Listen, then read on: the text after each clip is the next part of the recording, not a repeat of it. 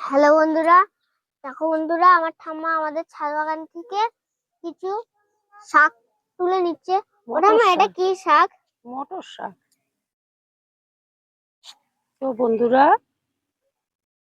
শুভ বিকেল। আমরা এসেছি আজকে আমাদের ছাদ ছাদ বাগানে। বাগানে মটর শাক তুলতে। হুম, আর দেখো, আমার ঠাম্মা কিছু মটর শাক তুলে নিচ্ছে আমাদের ছাদ বাগান থেকে।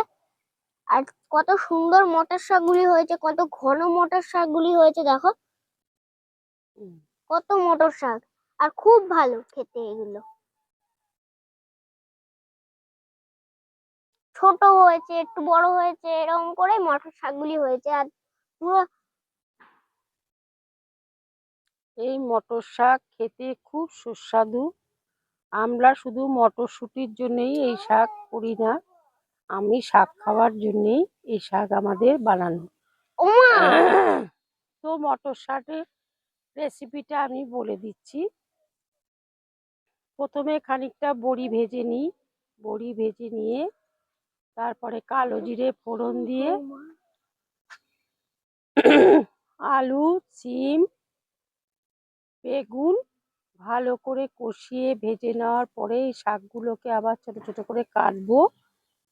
কেটে এই শাকগুলো ওর মধ্যে দিয়ে দেব। যখন আলু, সিম, বেগুন সব সিদ্ধ হয়ে যাবে, তখন এই শাকগুলো আমরা ওর মধ্যে দিয়ে অল্প নাড়াচাড়া দিলে শাকটা যেন লাল না হয়ে যায়, অল্প নাড়াচাড়া দিয়ে জল ঢেলে দেব।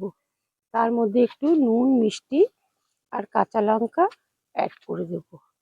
তাহলেই হয়ে গেল মটর শাকের ঝোল।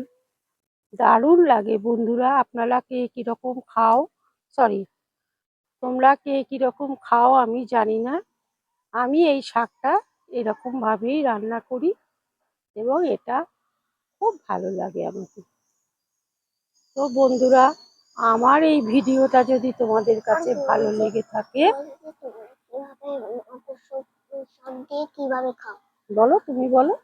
তা আপনারা কিভাবে মটর শাক দিয়ে খান কমেন্ট করে জানাবেন। ভিডিওটা ভালো লাগলে অবশ্যই লাইক করে দেবেন, শেয়ার, যারা যারা গাছপালা ভালো লাগে তাদের কাছে শেয়ার করে দেবেন। আর আমাদের ভিডিওটা যাদের যাদের অনেকটাই ভালো লেগেছে তারা সাবস্ক্রাইব করে আমাদের পাশে থাকবে। বাই বন্ধুরা, দেখা হচ্ছে অন্য কোনো ভিডিও নিয়ে। টাটা বন্ধুরা। তো বন্ধুরা, আজকে আমি এক বাটি মটর শাক তুলে দিই। আরে না, তোমাদের কার এই ভিডিওটা ভালো লাগলো আমি রেসিপিটাও বলে দিয়েছি। তোমরা কে কিরকম করে খাও একটু জানালে আমিও চেষ্টা করব সেরকম ভাবে খেতে ভালো লাগে। টাটা বন্ধুরা, আজকে এখানে দেখা হবে নেক্সট ভিডিও।